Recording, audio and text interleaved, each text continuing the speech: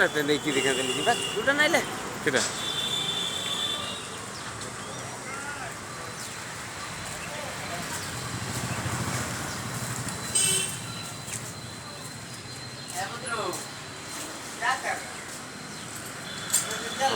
আজকে চালাও সেটা